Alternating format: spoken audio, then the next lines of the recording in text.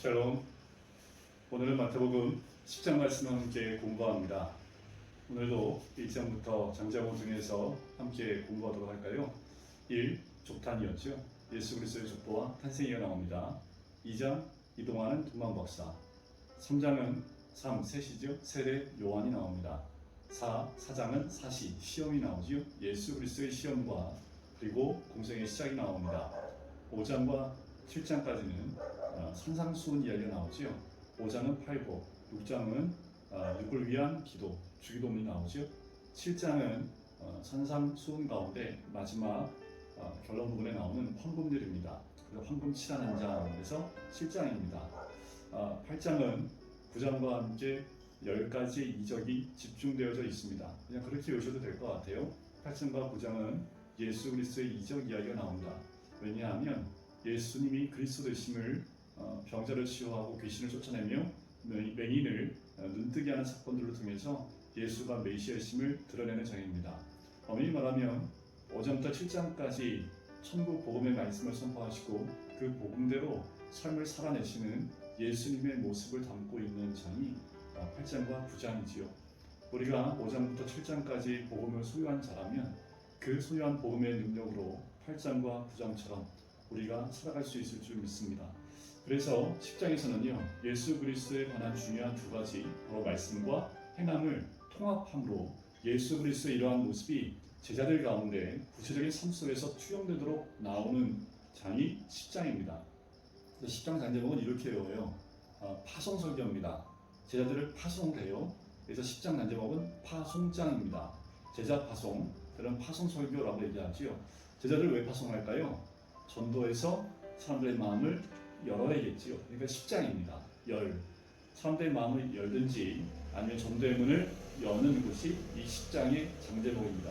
제자 파송, 또 파송을 하는 제자들에게 설교하는 부분에 나와 있는 모든 것들이 10장에 다 그대로 드러나 있죠.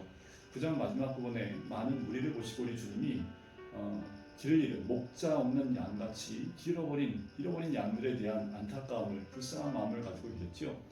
그래서 추수하는 주인에게 청하여 일꾼들을 보내달라고 그렇게 얘기하셨습니다. 10장 1절에 가면서 이런 말씀하시지요. 예수께서 그의 12제자를 부르사 뭘 주시냐면 권능을 주시는데 더러운 귀신을 쫓아내는 권능과 모든 병과 모든 약한 것을 고치는 권능을 주십니다. 이것이 추수하는 일꾼의 권능입니다. 우리 주님 우리를 파송하고 보내실 때 이런 권능을 우리에게 더해 주신다라는 거지. 자, 그러면서 2절부터 4절까지 12사도의 이름이 나옵니다. 자, 1절에서는 12제자를 부르셨죠. 그런데 2절에서는 12사도의 이름을 소개합니다. 자, 12사도의 이름 여러분들 우리 다 기억하고 계신가요? 자, 2절부터 4절까지 나와 있는 이름의 첫 글자만 동그라미 쳐서 외우시면 돼요. 베드로의 베, 안드레의 안, 야고보의 야, 요한의 요, 빌립의 빌, 바돌로의 음의 바, 도마의 도, 세리마테의 마, 알페와 아들 야고보의 야, 다데오의 다, 가나나인 시몬의 시, 바론 유다의 다. 그래서 베아네의 빌과 도마의 다시가 이렇게 외우시는데 어려움이 없지요. 자, 이렇게 외우세요. 베안야요 빌바 도마야 다시가 이렇게 외우셔도 됩니다. 베안야요 빌바 도마야 다시가 12제자의 이름을 이렇게 외우시면 좋지요. 자, 이 12를 보내시면서요, 이제 명하시면서 제자를 파송합니다. 제자를 파송하시면서 제자의 사명, 그리고 이들이 파송하여 가면서 어떤 자세로 복음 전도자가 되어야 되는지를 이제 본문에서 우리 주님이 말씀하십니다. 전도의 대상자를 얘기하시는데 5절에 이방인의 길로도 가지 말고 사마리아인의 고을에도 들어가지 말라고 합니다. 그래서 6절에 누구한테 전하여야 되냐 하면 이스라엘의 잃어버린 양에게로 가라고 얘기하는 거지요. 왜 주님이 이렇게 얘기했을까? 이방인에 가면 안 되고 사마리아 사람한테 전도하면 안 됩니까? 아니요. 일단 지금 이 12제자를 처음 파송하실 때에는 일단 일의 우선순위가 누구한테 먼저 전도를 해야 돼요? 이스라엘 집에 잃어버린 양이 우선이라는 겁니다. 그 이후에 주님은 이방인에게도 그리고 사마리아인에게도 복음을 전하시는 거지요. 요한복음 보면 예수님이 직접 이 사마리아 땅에 가시는 것도 우리가 알 수 있습니다. 더 나아가서 지금에 비교해 본다면 지금 전도의 대상자가 누구냐면 이스라엘의 잃어버린 양. 어쩌면 지금 가나안 성도가 아닐까라는 생각이 들어요. 잃어버린 어린 양, 잃어버린 양. 각 교회마다 잃어버린 양이 많지요. 그 양에게 가라는 거지요. 가서 어떻게 해요? 뭘 전파하라고요? 7절 전파의 내용이 나오죠. 천국이 가까이 왔다라는 겁니다.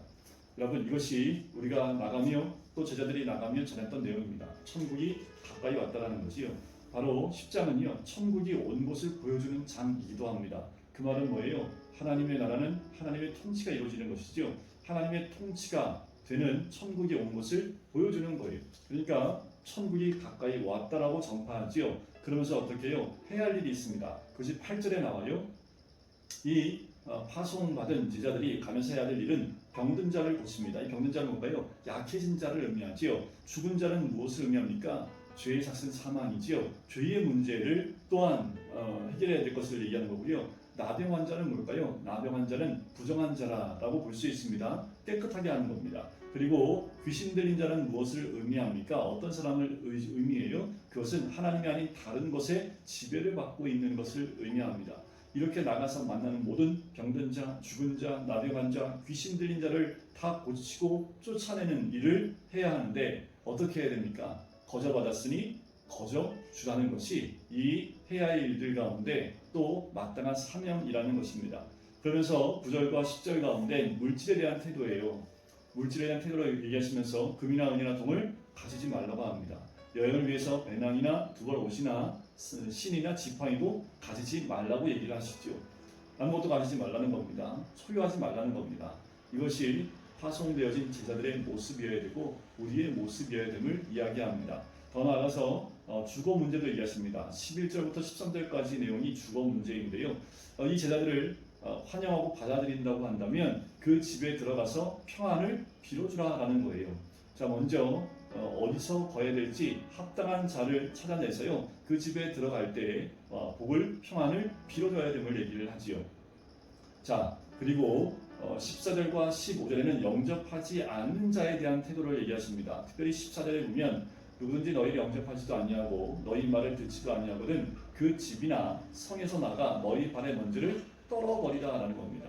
자, 이것은 무엇을 의미합니까? 복음을 거부한 유대인을 이방인과 같이 같다는 표시로 나타내는 모습이에요. 뭐냐면 유대인들이 당시에 이방인들은 하나님께 심판받을 사람들, 그래서 그들의 땅에 있는 신발의 먼지를 떨어버린다는 건 뭐냐면 너희들은 심판받을 사람들이다. 그래서 그 발의 먼지도 떨어버리겠다라는 의미로 유대인이 사는 그 가나안 땅을 벗어나서 이방 땅에 갔다 들어오면 늘 신발의 먼지를 떨어버렸다고 합니다. 그러니까 유대인들에게 신발의 먼지를 털어버린다는 건 무엇을 의미합니까? 심판받는다는 그 의미가 있기 때문에 굉장히 불쾌할 수 있는 그 모습이지요. 그런데 그렇게 신발의 먼지를 떨어버린다는 겁니다. 하나님의 심판의 효시라는 거예요. 그렇게 신발의 먼지를 떨어버림을 통해서 심판받을 것을 예견해 줘야 된다라는 겁니다. 마치 뭐와 같이요? 소돔과 고모라 땅과 같이 심판날에 그와 같이 어쩌면 그 성이 더 견디기가 쉬웠을 것이다라고 이야기를 합니다. 자, 그러면서 16절부터 23절까지는 박해에 대한 인내할 것을 이야기를 합니다. 자, 16절에 보면 보라 내가 너희를 보냄이 양을 이리 가운데로 보냄과 같다라는 것이요. 제자들이 파송받은 전도자들이 마치 이리 가운데 양을 보낸 것 같다라고 합니다. 그럼 양은 어떨까요? 공격을 받겠지요. 당연한 겁니다. 여러분 우리가 신앙을 가지고 믿음을 가지고 이 땅에 살아가면 당연히 공격받을 수밖에 없고 당연히 어려운 일들이 닥쳐올 수밖에 없습니다. 박해가 올 수밖에 없다는 거예요. 그때 이 박해에 대처하는 자세에 대해서 16절에 어떻게 해요? 뱀같이 지혜롭고 비둘기같이 순결하는 겁니다. 무엇을 어떻게 하라는 겁니까? 구원만 원하는 삶으로 보여주는 것이 지혜와 순결이라는 거예요. 이 땅 가운데서 모험 전자로 살 때 내가 가져야 될 생각, 내가 가져야 될 마음 중심이 구원에 있어야 돼요. 그래서 구원만 원하는 삶, 구원만 원하는 삶을 드러내 보이는 것이 지혜와 순결이라는 거지요. 또 17절에 보면 사람들을 상가라라고 얘기를 하지요. 그 말은 뭐예요? 사람은 사랑의 대상이지 믿음의 대상이 아니라는 겁니다. 믿음의 사람은 사랑을 해줘야 될 대상이지 믿어야 될 대상이 아니기 때문에 그 사람들을 삼가해야 된다라고 얘기를 하고 또 그들에게 나갈 때 19대 무엇을 말할까 염려하지 말라는 겁니다. 우리 입술에 말을 누가 줘요? 20절 끝에 보니까 너희 아버지의 성령이 말씀을 하실 것이라는 거예요. 바로 이 말씀은 사람을 살리는 생명의 처방입니다. 이 말은 지혜의 말, 또 말씀입니다. 성령이 우리에게 그 말을 넣어주신다라는 거지요. 그래서 내가 무슨 생각을 하고 무슨 말을 할까 보다 성령이 나를 통해서 말씀하시는 것을 들어야 됨을 이야기하고 있는 겁니다. 자, 그리고 22절에 보면 끝에 이렇게 나오지요.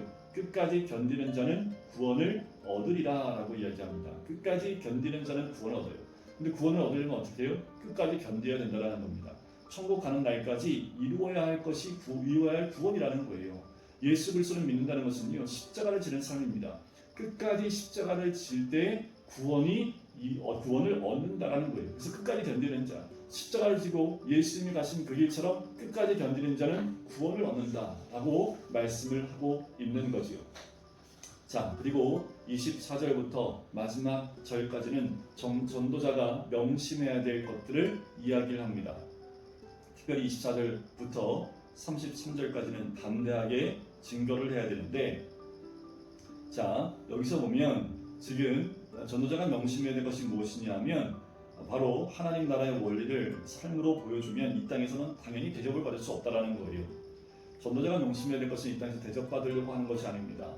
이 땅에서 예수 그리스도가 말씀하신 말씀대로 살면, 또 그대로 믿으면 박해가 예고된 인생임을 이미 우리 예수님이 5장에서 말씀해 주셨지요. 두려워하지 말라는 겁니다. 26절에 보세요. 두려워하지 말라고 얘기하지요. 또 28절 보세요. 누굴 두려워하라고요? 몸을 죽이는 그 사람들을 두려워하지 말고 몸과 영혼을 능히 지옥에 멸하실 수 있는 그분을 두려워하라고 얘기하는 겁니다. 하지만 우리는 하나님을 두려워하지 않고 눈에 보이는 우리를 핍박하는 사람들을 두려워할 때가 많아서 그 두려움에 넘어질 때가 많지요. 또 더 나아가 31절에 두려워하지 말라고 얘기를 합니다. 왜 두려워하지 말라고 얘기를 해요? 자, 하나님은 우리의 머리털까지 다 세신 바 되었고 그 많은 참새보다 귀한 것이 우리들이기 때문에 우리는 하나님만 믿고 하나님만 두려워한다면 세상을 향하여 두려워하지 말라라고 얘기를 합니다. 더 나아가서 우리가 32절에 누구든지 사람 앞에서 나를 시인하면 나도 하늘에 계신 내 아버지 앞에서 그를 시인할 것이다 라는 거지요. 로마서 10장 10절에 보면 마음으로 믿어 의에 이르고 입으로 시인하여 구원에 이르게 된다라는 말씀이 있지요. 그러니까 입으로 시인하라는 겁니다. 자, 예수 그리스도를 사람 앞에서 시인한다는 건 뭐예요? 그것은 나를 부인하는 겁니다. 자기를 부인하는 삶을 산다는 거예요. 더 나아가서 구속한 주님만 보이게 하는 것을 의미합니다. 자, 사람들 앞에서 예수 그리스도를 시인하는 삶을 산다는 것은 바로 구속한 주님만 보이게 하는 삶을 살아야 됨을 이야기하고 있는 거지요. 자, 그러면서 우리가 이렇게 두려워하지 않으면서 해야 될 것이 무엇이냐면 27절 끝에 보면 전파라는 겁니다. 우리가 알고 있는 말씀을 귓속말로 들었던 것, 그 어둠 가운데서 들었던 모든 것들을 전파해야 됨을 또 이야기하고 계시는 거지요.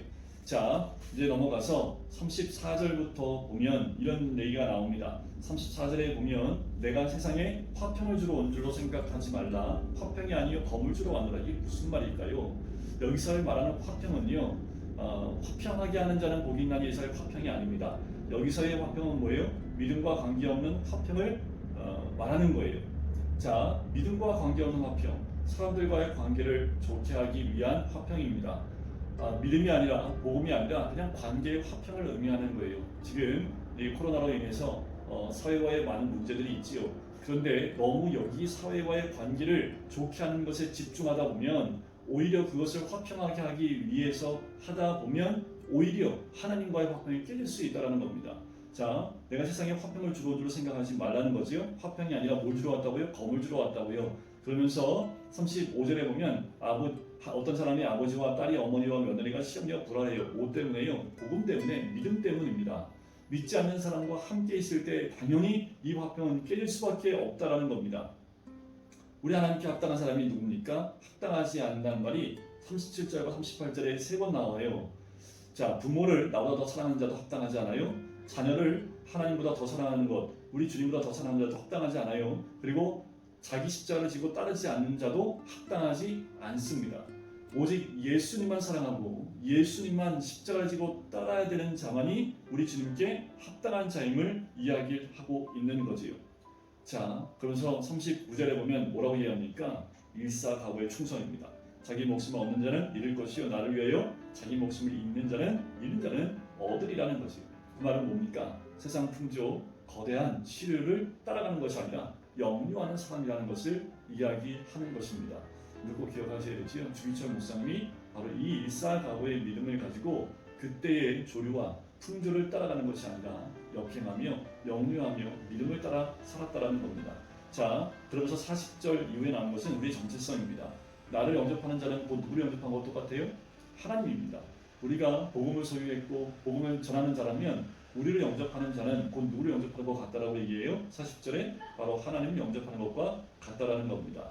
자, 더 나아가서 우리가 선지자의 이름으로 누군가를 영접하면 선지자의 상을 받을 것이고 의인의 이름으로 어떤 사람을 영접하게 되면 의인의 상을 받게 돼요. 누구든지 제자의 이름으로 또 영접하게 되면 결단코 냉수 한 그릇을 준다 할지라도 결단코 상을 잃지 않는다라는 겁니다. 그래서 또 어떤 마음입니까? 누구를 대하든 선지자의 이름으로 대하든지 아니면 의인의 이름으로 대하든지 제자의 이름으로 대하는 것이 우리의 모습이어야 된다는 겁니다. 더 나아가서 우리를 대하는 사람들의 모습이 이와 같다면 우리가 받는 상을 그들도 동일하게 받을 수 있다는 거지요. 우리 주님이 이제 십장에서 제자를 파송하면서 그 제자들에게 주셨던 말씀입니다. 이 시대를 살고 있는 우리 모두가 제자이기에 이 코로나 시대에 전염병이 천불한 이 시대 가운데서 우리는 과연 어떻게 이 땅 가운데서 복음을 나누고 전파하는 삶을 살지를 고민하며 오늘 말씀을 마음에 깊이 새기시고요. 있는 곳에서 이 말씀대로 순종해 가는 것. 그래서 예수님만을 드러내는 우리 모두가 되시길 주님의 이름으로 간절히 축원드립니다. 기도하겠습니다. 사랑해 주님 감사합니다. 아버지 하나님, 이 땅 가운데 우리를 파송하신 줄 믿습니다. 파송받은 우리가 이 땅 가운데서 박해를 받을지라도 우리가 어떠한 모습이어야 되며 또한 우리는 어떻게 살아가야 되며 우리가 어떤 마음에 자세해야 되는지를 이 말씀 통해서 배우게 해주심을 감사합니다. 더 말씀대로 주님을 따라가며 또한 주님 말씀하시면 순종하며 살아가는 우리가 될 수 있도록 축복해 주시옵소서. 감사드리며 예수 그리스도의 이름으로 기도드립니다. 아멘.